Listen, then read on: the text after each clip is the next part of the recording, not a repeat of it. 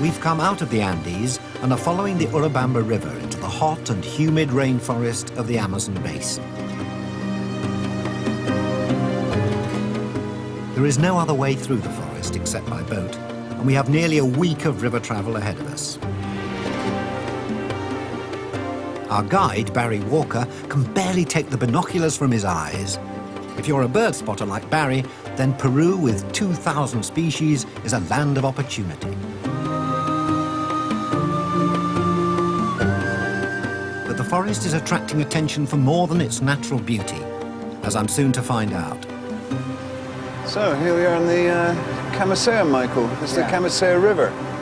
And see over here, here's one of the old oil exploration centres. Abandoned now, of course, but...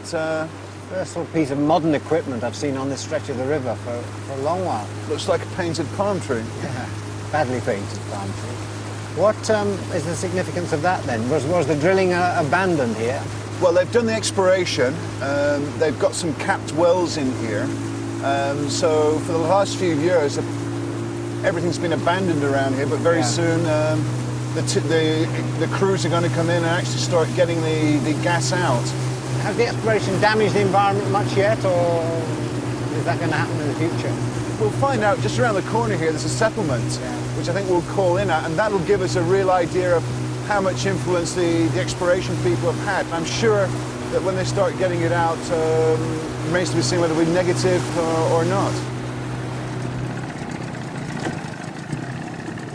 We pull in at a Machigenga Indian village. There is a definite protocol for visiting. We must first find the head man and ask his permission. The village is being swept for the feast of St. John the Baptist. Missionaries must have come through here as well as oilmen. Has he encountered many foreigners like this, just coming out of the blue up the river? Well, no, he's quite surprised to see us, and initially I think he thought we were the advanced party of the petrol people who were donated when they left these sheets of corrugated iron.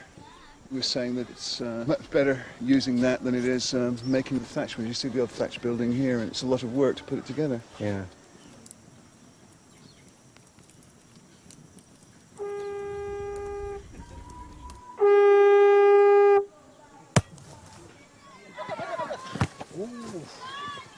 The headman has another role today as referee in an inter-village soccer match.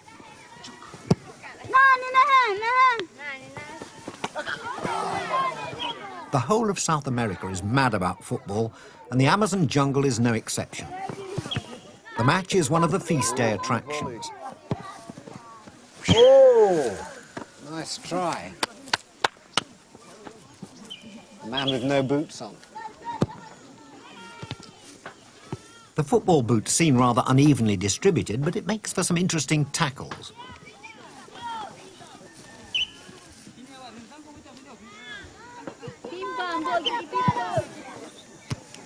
In the next match between the local women, there's not a football boot to be seen, and the game's a lot more exciting.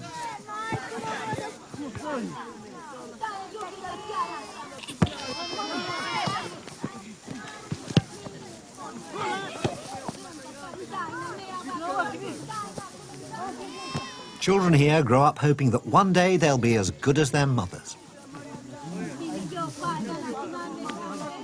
Half-time refreshment is a bowl of masato, a festive tipple made from the fermented juice of the yucca plant. It's a bit like giving Manchester United martinis. I decide a drugs test is in order. Yeah, and how's it made? They ferment it? And... Well, it depends. Other stuff in I'm as not well? quite sure how they're making it here, but in many communities, it's the job of the women to chew it and spit it into a pot, and the enzymes from their saliva starts the fermentation process. But in more contacted places where they have access to sugar, they prefer to use sugar these days. Do they have sugar here? I'm not sure. Doesn't look like it. Well, here's I am. Cheers. I'm game for anything. Yeah, Nigel, that looks lovely, doesn't it?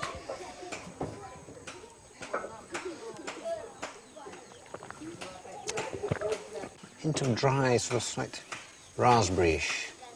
It's sort of like Taste. mildly alcoholic raspberry yogurt or something. I think that's sort of 96 saliva there. At the festive meal, the families gather round, grace is spoken, and they tuck into the day's delicacy, tapir meat wrapped in banana leaves.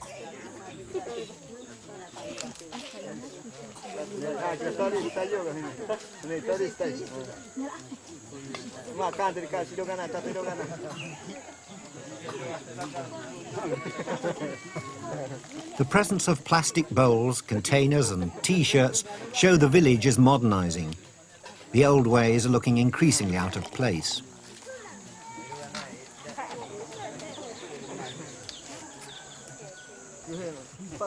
It's time for us to leave the party, get back to the river and find a camp for the night.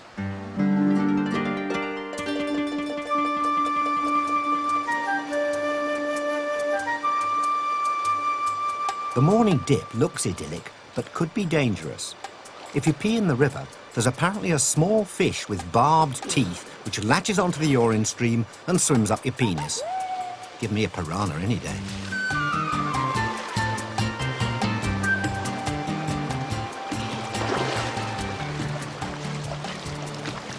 The tropical rainforest is one of the richest natural environments in the world. But as I find out, it doesn't take kindly to intruders. Got the machete. You want the traditional machete? I don't think so. I think we can get through.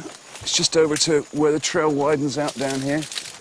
People still use machetes, or is it just in movies? People do when they're cutting trail, but when you're in known territory, they're not really necessary, although they might be on this little bit here. Lend it me a second. Yeah.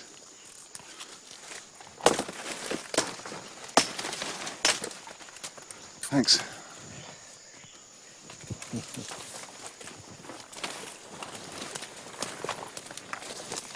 Blimey. Knock myself out. Here we go. The trail widens here. Ah, right. Here we go. Barry is a man with a purpose. He's here to find rare and exotic birds. I think I'm a bit of an embarrassment. Looks like, Been bitten. I made a what? mistake of, well, I just rested my hand on a tree, and there must be an ant trail going up, so 4 or 5 of the little...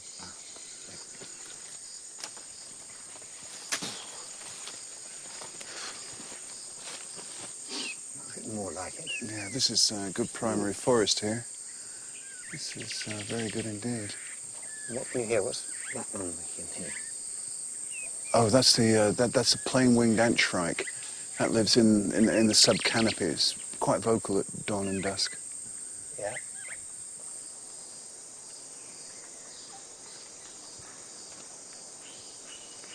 No white-browed ant birds. There's a few other callers, but they're not. I think we should, Should we go on? try further down the trail. And don't touch any trees. Right, let's see if we can get through here. The trouble with such a rich and fertile environment is that you can't actually see anything. The birds, I presume, have the same problem. They stay way above us where they can fly around without banging into trees all the time.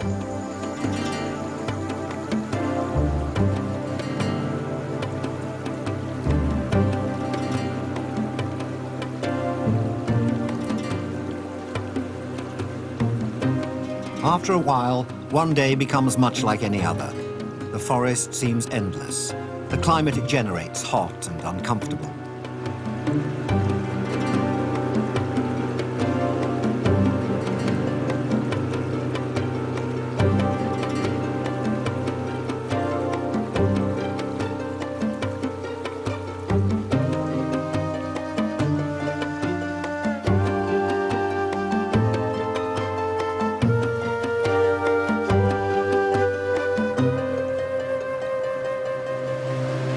It's 6 days before we reach a settlement.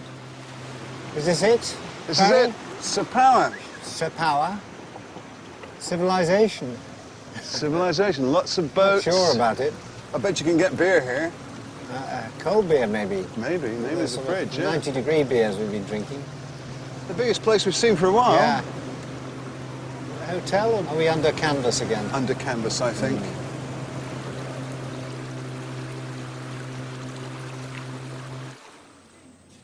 Sepawa fits the description by the Amazon explorer Colonel Fawcett of somewhere that looks a dump on the way in and a metropolis on the way out.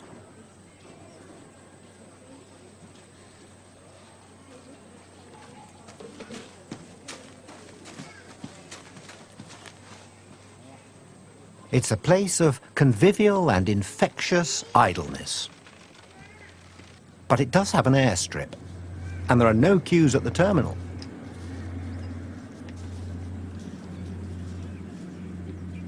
A Russian-built cargo plane puts down here every now and then with military and civilian supplies for this jungle outpost. It could be our way out.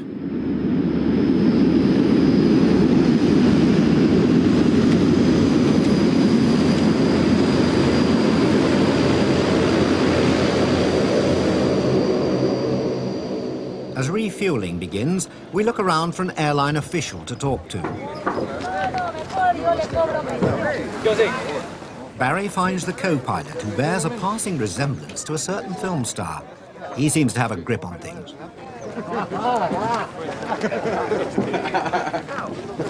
He promises to squeeze everyone in so long as we don't mind sitting on the cargo. After a week on the river, we'll sit on anything.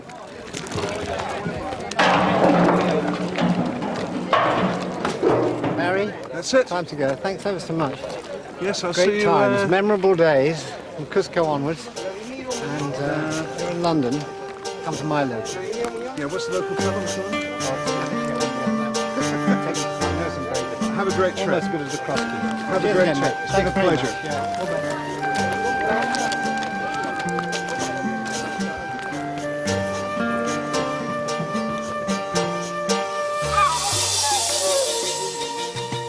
We fly north over a vast, largely unbroken swathe of forest. It's a 600-mile journey that would have taken 10 days by boat. Our destination is Iquitos, capital of the Peruvian jungle. By now, the Urubamba has become the Amazon. It's the dry season, and the world's greatest river is low, scarcely reaching the bank on which the city's built. For a place entirely surrounded by jungle and with no road communication with the rest of Peru, Iquitos is surprisingly stylish.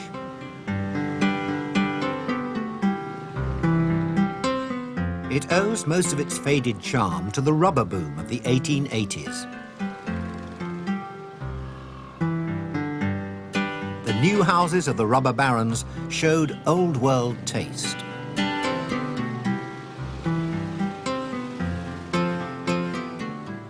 Iquitos is two towns in one. The Europeans live up on the hill and the Indians down by the river in a shanty town called Belén, short for Bethlehem.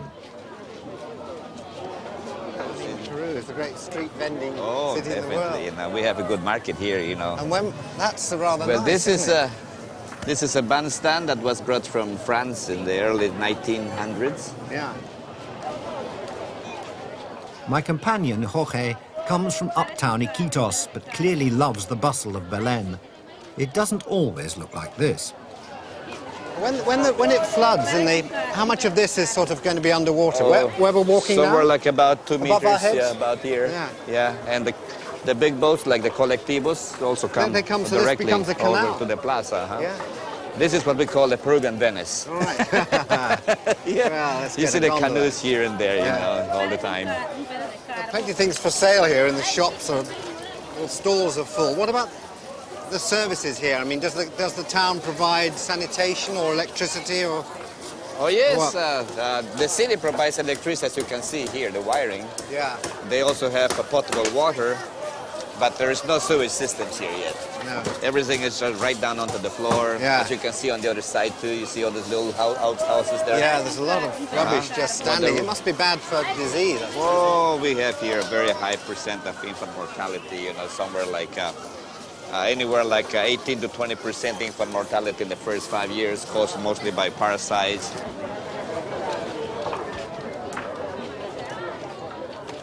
This is one of the ways they make the conditions tolerable. A do-it-yourself distillery makes aguardiente, sugarcane spirit. The city council wants to move people out of here, but the locals refuse to go. They like their shops and their market, and I have to admit, there are things here you'd never find in Safeway. This is an Fish is when the river lowers, you find yeah. see catfishes here, Yeah. piranhas, the vicious piranhas here. That's Look. a piranha. Yeah, look at the teeth. These teeth here are sharp as a razor blade. The Indians in the Amazon, they use the jaws of the piranha fish for sharpening their darts, you know, to shoot the animals with a blowgun. A lady called Julia is a one-woman cigarette factory. Yeah, she rolls about 3,000 pieces of this tobacco here. 3,000 pieces Yes, a day? A day. A day? Yeah, and each roll has 100 pieces. Yeah. And it costs about 4 soles. Wonderful tobacco Yeah. box. Can you buy these elsewhere in the city, or do you have to come here? No, you have to come here also Right. to the other place in the market. You know, you can These are buy very by special. units, you know. Yeah. They're This strong? is for very strong. You want to try? I don't smoke. I'll probably blow my head off one of these. Well, you can try. You can try. You like it, you know. No, you like. You got to smoke a little. Yeah. The future shaman of the Amazon. God, it's just, oh, wow, it's very, very strong, very bitter. The closest comparison would be with the gitans from France. Bless you all. You have to walk quite a way in the dry season to get to find the river. Man, Yeah.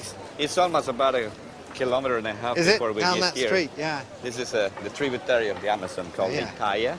Yeah. Now it's very low, but yet it gets much lower too. It gets lower than this. Yes, but Yeah. this is one of the main entrances to the city. River transport remains basic. Goods are carried on backs and passengers squeeze on and off public ferries called colectivos. Though you can splash out on a water taxi.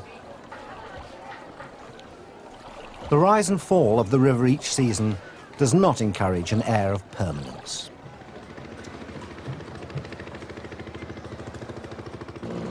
Ten years ago, Frenchman Didier Lacasse came to the rainforest to research the healing properties of jungle plants. He stayed, set up a medicinal garden, and has become a shaman, a traditional healer. A leaf from this bush here. Yeah. It's, He uses the leaves of many plants, but the most effective of all his potions is the root of the ayahuasca, which is pounded into a paste. It's then boiled up into a powerful brew. Is it important for the healing that there is a hallucinogenic experience? Yes, it's very important. It gives a vision. It helps you to see, and when you see, and you have the power to heal. Basically, the seeing is a basis for healing.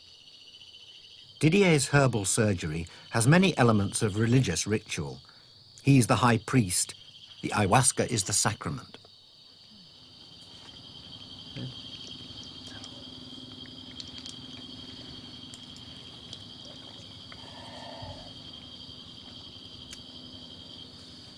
Despite the intensity of the experience, Didier has allowed us to film what goes on.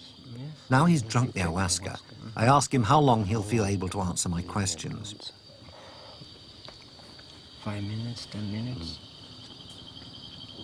You will be hallucinating, so presumably you will be seeing things that we can't see. Yes. But can you control that? You have them in their place, and you're aware of the situation here at the same time. There is a certain amount of control. Obviously, it's the skill of the shaman to be able to control this flow of energy, of hallucinations that would turn someone else crazy, probably. You know? So we learn how to control that craziness, if you can say. Didier's style may be unfamiliar, but the powerful properties of the plants he's using are not in dispute. The rainforest is alive with drug companies looking for the secrets. But Didier prefers to treat and cure local people.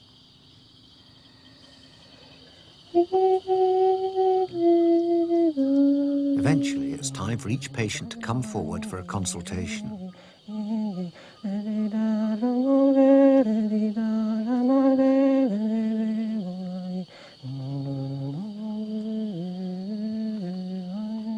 The consultation is like a séance. in which the shaman uses his newfound insight to sense what is wrong with the person before him.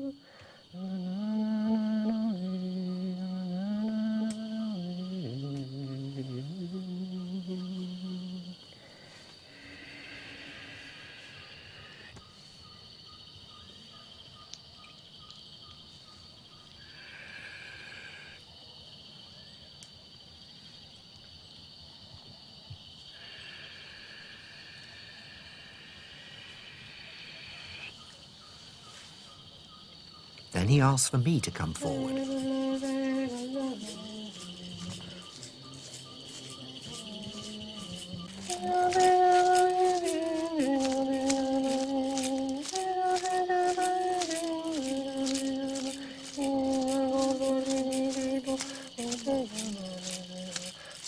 The chanting sets up a pleasant aura of spiritual relaxation. I feel comfortably out of place, as an Amazon Indian might at choral evensong.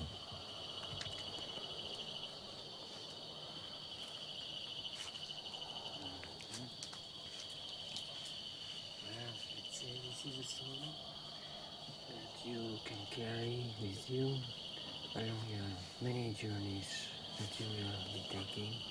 So it's for good luck, it's for... Didier administers a blessing, wishing me good luck on my journey and the hope that when I meet people, they will always be good friends. This seems the right note on which to leave.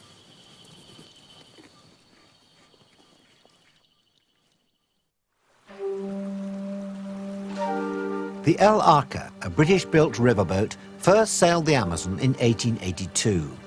Today, she's taking us out of Iquitos. She makes a weekly trip downriver and will drop us off at the Colombian border, now only 300 miles away. It's hot, it's cramped, but a childhood dream has come true. I'm on the Amazon.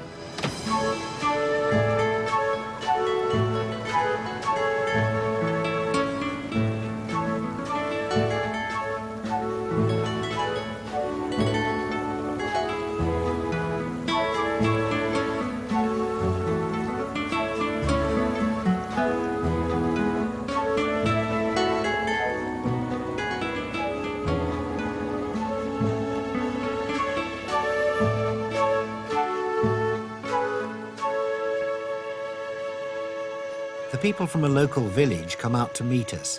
One of them carries something I've rarely seen in the Amazon, a wild animal. What is this? This is an ocelot. An ocelot? Yeah. They don't grow too big, just this side, like this. Yeah. This is like 2 or 3 months old. Yeah. Can I hold him? Wait, dale, Oh, yes. There we are. That's a first, isn't it? Poor thing, just very, very sleepy, aren't you? Oh, yes, I know. These species wanna are in sleep. danger now. Yeah, So they are always chasing away because people are killing them. yeah, So they are always hiding. yeah.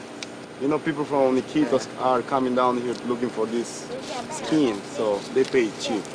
So they're hard to find now. Really, if you want to find, you have to go way into the jungle, walk hours, days look. to get them. Oh, yes. Oh. What do you think happened to its parents? I think they already killed its parents. Yeah. What do you think will happen? You must What's to sell sell it? $200. $100. I want an ocelot. I can't take it. I've got to go to Alaska. Die of cold there, won't you? Near the village is a lagoon which seems as close to a Garden of Eden as you're likely to get. Everything from giant lily pads to giant spiders seems to flourish here in extraordinary profusion. And for once you can actually see the birds.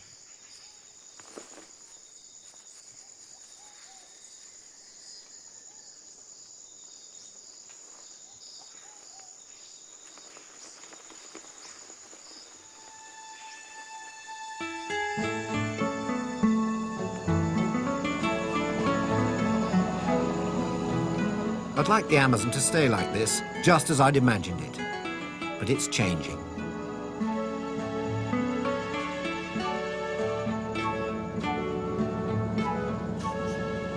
deforestation has reduced rainfall here by 120% in a generation.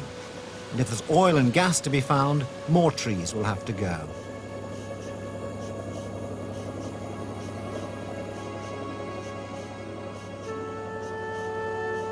The unceasing heat of the days and the hothouse stickiness of the nights saps the energy.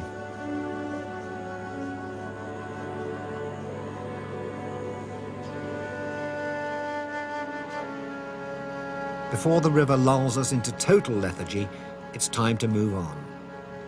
Well, after 3 weeks on the Peruvian river system, we've now reached a crossroads. We have the Amazon here has brought us to Peru on this side, Brazil over there, and Colombia over there. We can't really carry on with the Amazon. It goes on 2,000 miles into the Atlantic. So we're going to head north through Colombia and back up towards the Pacific, wherever that is.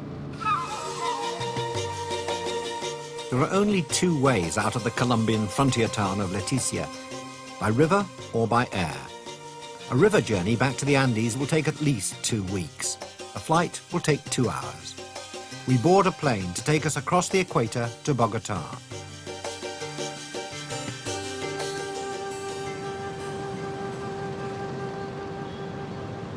We could be said to have swapped one jungle for another.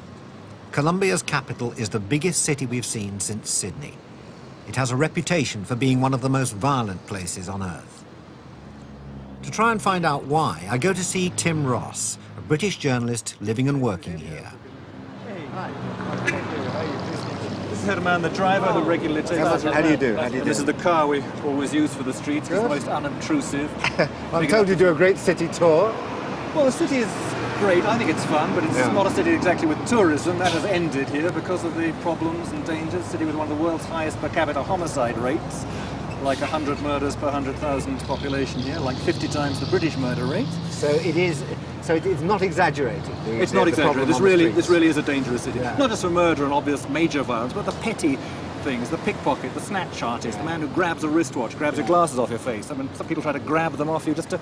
Anything they can sell for drugs, particularly. It's a city with a major drug problem, and that's what's crippling it. You've worked here a long time. You know the streets. Oh, yes. Herman's worked with me for a long time. I work the streets particularly, usually on foot when it's a matter of filming. Then we take fine old Dodge Dart, which takes us out there unobtrusively. It's big enough for cameras. It's great.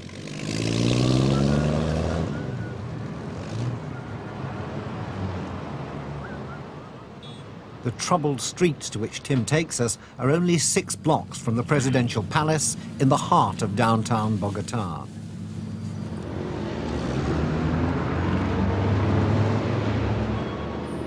His advice to us generally is to stay in the car, but this corner, he says, is safe enough.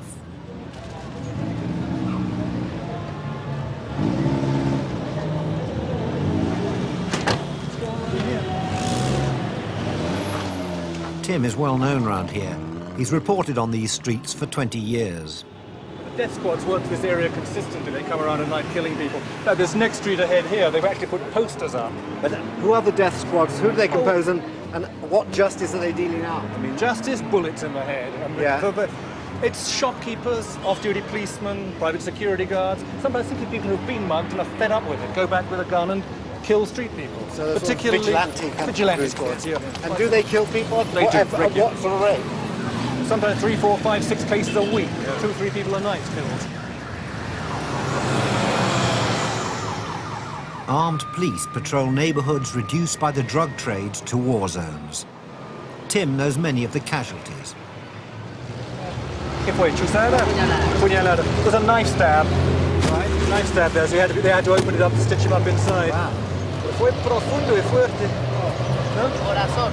It touched the heart. Yeah. Who did that and why? ¿Quién lo hizo? ¿Por qué? ¿Qué pasó? Up on 7th Main Street, just to rob him. And he's a street person, a drug abuser. I mean, mire ese boleto. Those are the stains of drug use, marijuana and bazuco, that bright orange. You're lucky to survive that. Tiene mucha suerte sobrevivir, ¿no? ¿De cuántas veces se han dado chuzo? Look at the scars. And that's typical of the transvestite male prostitutes, the self-mutilation. See, he has AIDS. He has AIDS. He has to go back to the foundation which deals with AIDS patients here. Accept that? Will he do? Yes.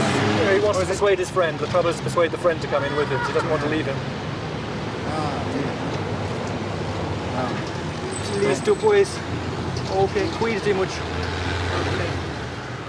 We've got a small bill we could... I've only got a small bill, that's all I have. Okay. Para almuerzo. Okay. Listo, chinazo. Vete a la fundación. Vení, nos vemos ahí. Listo. Listo, pues. Allá nos vemos. Bye, bye. Bye.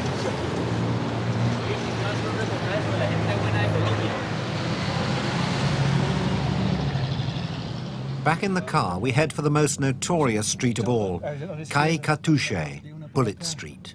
This is the area where they start recycling. You see all the recyclers here, grubby and grime-encrusted people all over these streets. It's one of the main activities is consuming drugs and obtaining the money with which to consume drugs. That is what their lives revolve around. It's the syndrome of getting high, coming down, finding a way to get high all over again. Around the clock, they sleep for only the time necessary to recover enough to get on with another day of obtaining scrap and garbage, selling it, getting their drugs. So, I mean, the sort of people you're seeing around, See over there, this guy smoking there, right there in the cap. Yeah. And the people sitting next to him, they're all bazooka addicts. Keep, siga. Left-hand side here is stronger, but we can't really... You see that if you can shoot across Herman's shoulder, you'll see these people there. Siga, no pares, Herman, no pares. Siga suave. Yeah. Sí, hombre, gracias. Okay. Man on the left just warning us, be careful around there, they'll rob you blind, they'll rob you of everything. If they see someone like this going through, they see it as a target, something to rob or possibility of making a bit Yes, of they were money already from? yelling insults at us, they sort of stuff. Now they're throwing rocks. Oops. Yeah, they've already started getting hostile, which is normal. They assume we're either death squad or police or something. Stabbings are frequent. They use broken bottles on each other's faces. A squabble can start for nothing. A squabble over 50 cents worth of marijuana. Why is it so particularly bad in Colombia? It's a producing country. They produce drugs here. Wherever you get drug production, you get drug consumption. Now, the United States is always blamed, the United States and Europe are blamed for the drug trafficking problem because of the demand there. What the Colombian government ignores generally or tries to downplay is the desperate level of substance abuse, drugs and alcohol. We've got 1 million alcoholics in a country of 36 million population. You've got an estimated 900,000 solvent abusers. That means sniffing gasoline, sniffing petrol, sniffing glue, all these legal things. Yes. That's a vast problem. Bazooka, cocaine base, nobody's done any proper survey work. The desolation is matched by political inertia. There is money, but those who have it are not prepared to share. Tim, I'm off to, or I've been recommended, a rather sort of eccentric restaurant called Margarita del Ocho. Do you want to come along? No, I'm not going there, I'm afraid. That's owned by the Ochoa family, who are renowned for their involvement in the Medellin cartel, drug traffickers, and I was warned against them some while ago when there was an attempt to kill me for another documentary I had done. I'm sorry, I was only going to buy you lunch. Thanks, but that's somewhere where... It's a serious... Serious drug connections there. Serious drug connection. One member of that family. It's run by old Fabio Ochoa, the fat man as he's known. One of his sons just got out of prison after doing a 5.5-year sentence to the great distaste of the United States, where he would have done like a double life sentence. He's known as one of the biggest drug traffickers in the world. The sign says restaurant, but once inside, Don Fabio's priorities are clearly elsewhere. It's easier to get a horse than a waiter. The Spanish legacy seems to have created an obsession with horses. There are 700 on the premises. Children learn to ride before they can walk. Don Fabio's daughter sets an example. Then comes the moment I'm not sure I've been waiting for. Gracias. Don Fabio has granted us a rare interview. I keep the questions friendly, partly for my own safety, and partly because I'm overawed. As would anyone be interviewing Marlon Brando for the first time. Simboliza una tradición de 100 años de la familia Ochoa. The place, he says, symbolizes a tradition, 100 years of tradition for the Ochoa family. From it have come some of the finest horses in the world. I ask him if a demonstration of horsemanship is on the cards. He seems delighted to be asked, though it throws his bodyguards into something of a spin. They appear from all sides and rush to help him up, at least 2 to each limb.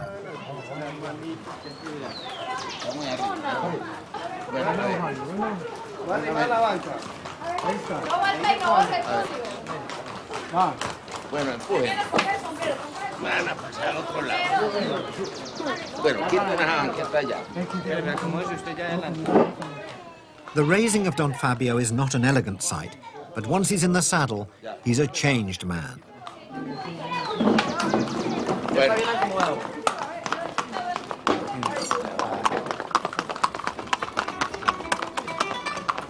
Quiero comprarle a la vida 5 centavitos de felicidad. Quiero tener yo mi vida. Lucky diners can sit back and watch the Paso Fino, performed by a magnificently trained horse, whilst enjoying bits of other animals that were not so fortunate.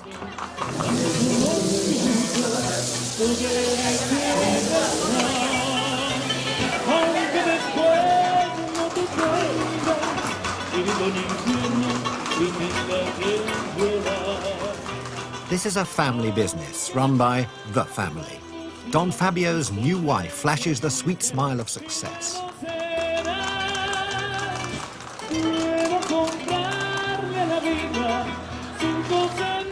They're opening similar establishments up and down the country.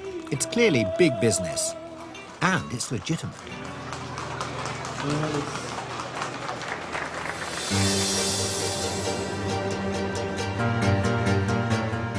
It's not recommended to drive through the mountains west of Bogotá. There are currently believed to be a dozen armed guerrilla groups operating there, each seeking to control its own area of influence. One of the bitterest battles was fought for control of this mountain, Cosquez. 3,500 people lost their lives in the fighting. But then the stakes were high. This is the Colombian Wild West, the largest, richest, most dangerous emerald mine in the world. Cosquez Mountain is being slowly and painstakingly ripped apart in the search for emeralds. They call this black land, and a lot of hard work goes into finding very little. We're here at exactly the right moment. Unlike diamonds, which have to be fashioned, an emerald comes out of the ground bright green and fully formed. That's what it looks like, yeah. Yeah. That's good. Bueno. This, I'm told, is a good piece worth around $10,000.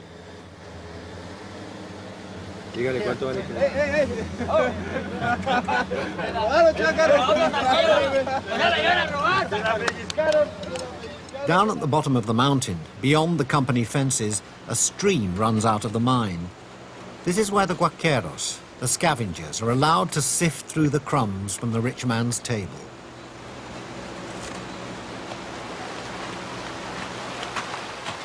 "6,000 people live on the mountain.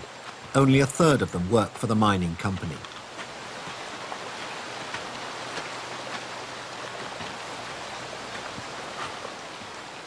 In conditions of almost intolerable heat and discomfort, men, women, and even children scour the black silt for a glimpse of something that might change their lives.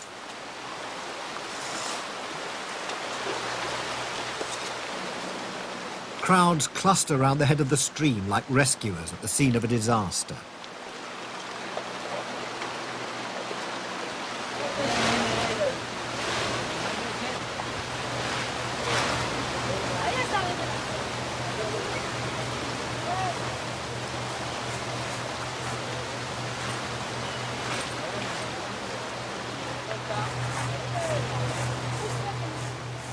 The guaqueros search largely in vain, but always in hope.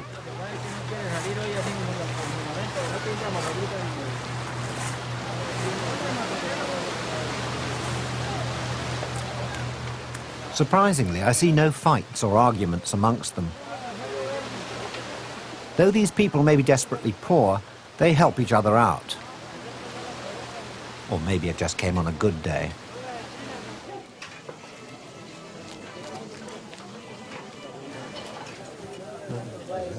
At the top of the mountain, the Guaqueros have their own shanty community, with shops, bars, kitchens, cafes, brothels and banks.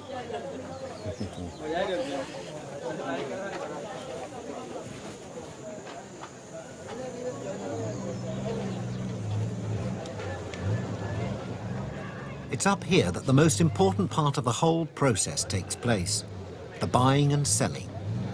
Hundreds of emerald dealers in four-wheel drives grind up the mountain each morning. Those who've struck lucky bargain with the hard men from Bogota.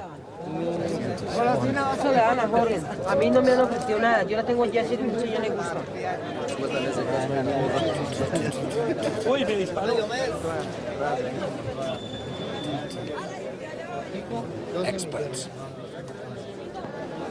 Trying to find out what to look for. It's just it's a good one. Es bueno? Is muito bueno? Serious money is changing hands here. It's worth remembering that 50% of all the emeralds bought from scavengers on this remote mountaintop will be sold abroad as the last word in luxury. It's special. Is it the luz? The color. Yeah? Right. Es bueno. Más verde es más bueno. I feel the pressure building up.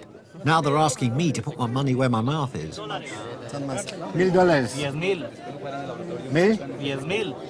$10,000. $10,000. American Express?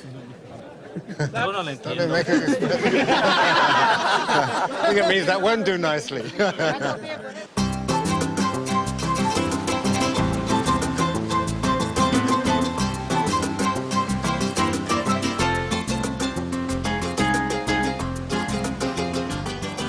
Not all Colombia is a battle zone. The guerrillas and drug barons don't seem so interested in what Colombians call the zona cafetera, coffee country.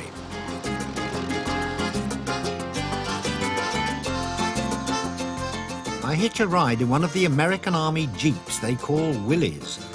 They use them to carry coffee beans from the plantations down to the markets, and occasionally to help travellers down from the mountains to the sea.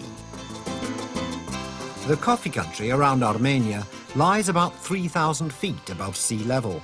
It's lower and warmer than Bogota, but positively chilly compared to the thick tropical heat of our next destination, Cartagena. Cartagena de Indias is one of the best preserved colonial cities on the continent. The Spanish treasure fleets used to load up here on their way to Europe. These mighty walls were built to protect their cargo. Cathedrals and churches were built to give thanks to the Almighty for being on Spain's side. With wealth came a desire to run their own affairs, and the first South American state, independent of Spain, was set up here by Simón Bolívar, the liberator, in 1811.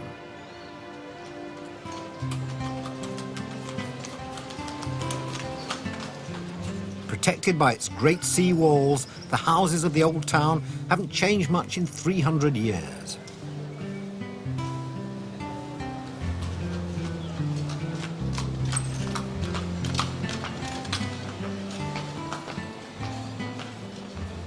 It's quite a shock to find that it's like this because of neglect, because the developers could make more money out of building a new town nearby than out of messing about with the old.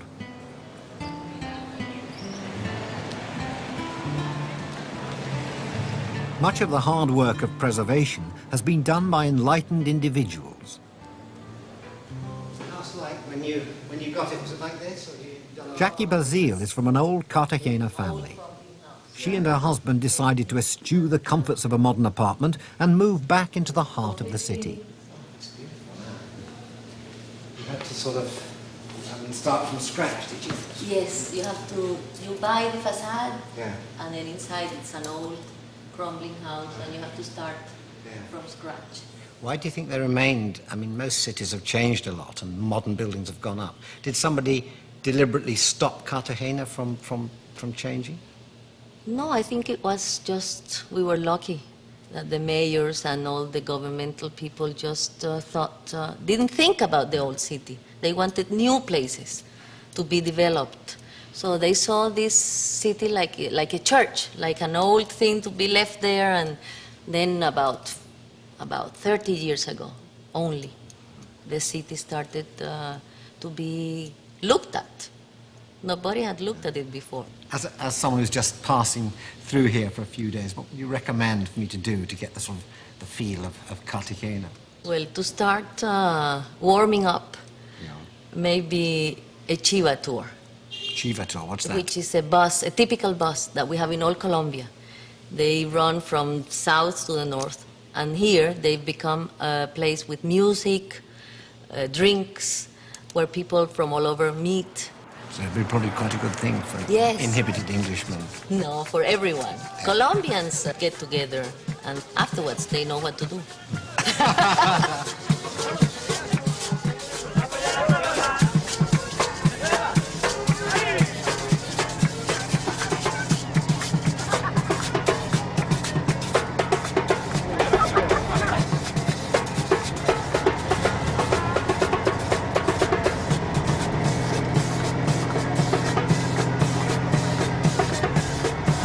'How many do they have? Just the one bus or lots of buses? No, lots, like 10.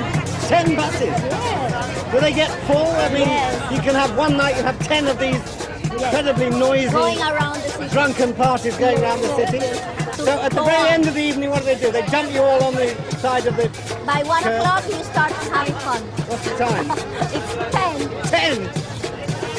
3 hours, 3 hours to before go. I start to have fun, right. I'll just stay rather quiet. Anyone got a book to read?